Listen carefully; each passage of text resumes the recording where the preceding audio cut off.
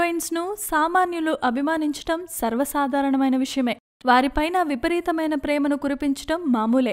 కానీ స్టార్ హీరోయిన్గా పేరు తెచ్చుకున్న ఆమె మరో హీరోపై ప్రేమను వ్యక్తపరచటం విశేషంగా అనిపిస్తోంది. ఆ స్టార్ హీరోయిన్ ఎవరో తెలుసా?